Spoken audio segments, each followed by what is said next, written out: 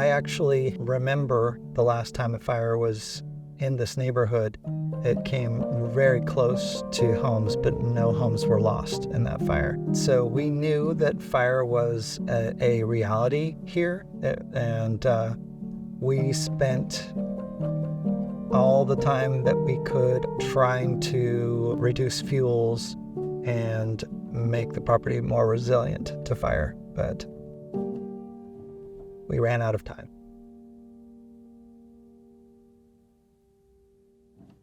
I'm Sebastian Little. And my name is Tonje Schweitzer, and we are a family affected by the CZU Lighting Complex Fire in Santa Cruz County. I can add that I have been evacuated from fire before. I lived in the last chance community who burned back in 2009, I want to say, 9 or 10. And in California in general, it's been a problem for a long time. And now we're seeing it also, really affecting more and more areas in the United States. We made the decision to rebuild very, very quickly. And we wanted to rebuild as fast as possible. Meaning, we were looking at different types of homes that would go up quickly. That would also be cost efficient because we need to stay within a certain budget that was allotted by the insurance company. And so we were looking into prefabs. And so we had first looked at a company, and we had actually signed a contract with them and paid a retainer with them when we realized that they were using foam as insulation. And we just looked at each other and we're like, we're going to build another toxic home that, in case a fire comes through, will leave another toxic pile of ash. We don't want to do that. We're very environmentally conscious. And so at that point, we started researching insulations, and we came across the company we ended up building with Be Public, who uses cellulose as insulation, and they specialize in passive homes. And so we really stumbled upon passive homes, started researching it and reading about it, and quickly understood that was the way that we wanted to go in terms of many things: energy efficiency, and then also fire resiliency. So that became, a really important part of why we decided to build a passive home, because you're still living in the WUI. We just lost our home, and we want to do whatever we can to avoid having that same experience again. Be Public was our architect, and part of their design was to make it an airtight home without a sub area or an attic. It was great working with them. They were efficient. They worked with our county really well and in concert with our contractor. So they provide the SIPS panels that are sort of the Lego blocks that are put together to create the house, the shell of the house. And they are constructed off-site and then shipped in.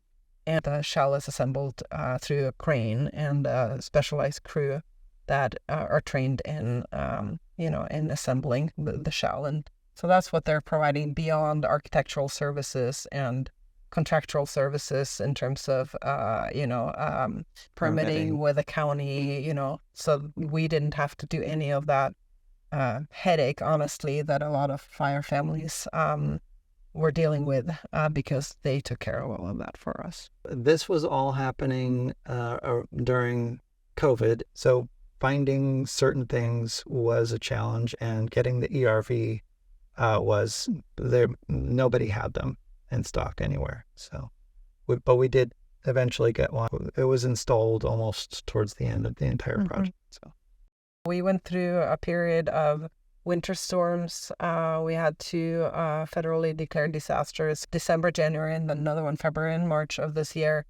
And we were without power for up to 2 weeks at the longest, I think. Almost 2 weeks. And because we have a battery wall and solar and this amazingly insulated house, we did well. We were not cold. So this was amidst a neighborhood where people were really concerned about running out of propane, and obviously have much leakier houses. And so the sort of danger of not being able to heat your home was something that we didn't have to contend with because our home is so well insulated that even if we couldn't heat it, it wasn't a big problem. And in the summer as well, when it's very, very hot, we close our doors and we're comfortable. We also have construction sites going on both sides of our house. And in the morning, you just be going about your business, and then you have to go outside and do something. You open the door, and it goes from this quiet of this house that you're in to like, someone sawing. Whoa. The sound insulation is amazing. We definitely enjoy that. There's also a lot of people do heat their homes with fires, wood fires. And so sometimes there's inversion layers, and with our ERV is actually HEPA filtered. So you won't even notice it in the house, and you walk outside and it is as smoky as you can imagine. And that's just another aspect of, fire resiliency too. When you think, yes, we don't want our house to burn down, obviously, again. But also when there is a fire, even if it's, in another area, in Sacramento area or somewhere else, and the air quality is really poor, we will be able to breathe well inside because we have well-insulated house with an ERV system. So that's just another sort of benefit that doesn't necessarily come to mind for everybody when you think about fire resiliency. But in terms of health benefits of a passive house, that's definitely something to take into consideration. One of the reasons why we didn't feel like we could stay here and try to defend the house during the fire was that we didn't have any backup power, and we're completely reliant on well water. We also didn't have any water storage. So it was, once the power went out, you had water for about 5 minutes. The new system does have a backup power and water. So we could be up here for days, putting out spot fires and defending the property now. We have a heat pump mini split system that provides our heat and cooling, AC and heat.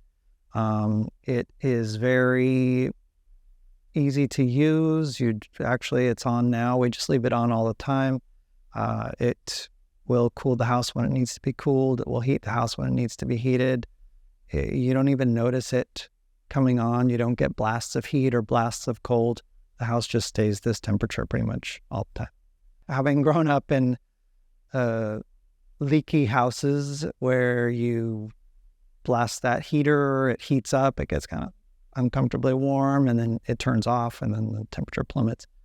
This has been a really nice way to live. So we've really enjoyed that. We did use an induction stovetop and a convection oven, all electric. They're really nice to use.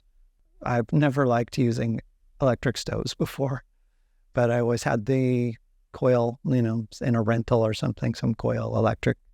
It burns everything. So it's really nice. It heats fast. It's very even. So it's great. And our clothes dryer is also a heat pump dryer.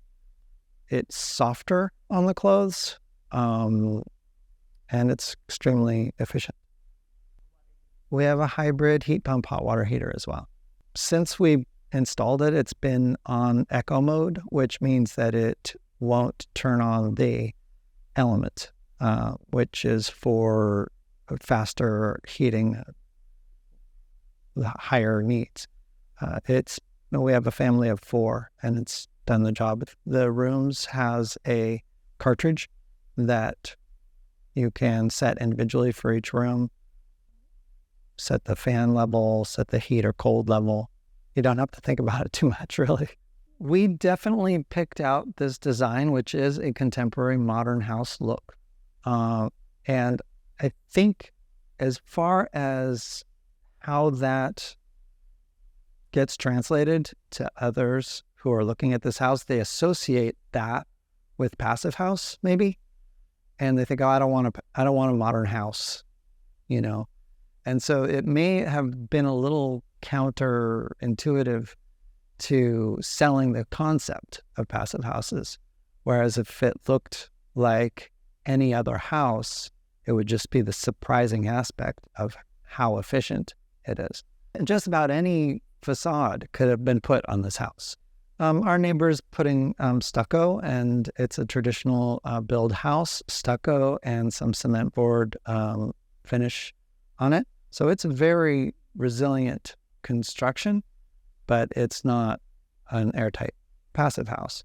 We actually do have 2 more B public houses being built in the area now. And so part of both of their decisions was seeing our progress. So we're happy about that. And I would just say to anyone who's maybe doesn't have the option to do a passive house, maybe they already have a home, it's a continuum. Just do whatever you can. If you're replacing doors and windows, get triple pane doors and windows. They're really nice. So I work in the fire rebuild community. I'm the chair of the long-term recovery group here in Santa Cruz County. I encourage anybody who is struck by disaster, whether it's fire or otherwise, and have to go through the process of rebuilding, to considering building a passive home, not only for the comforts that we've discussed here, but also for building a house for the future. We know we're heading into unknown territory in terms of what the climate is going to throw away, and this is one of the ways that we can make sure that we have something built for the long term.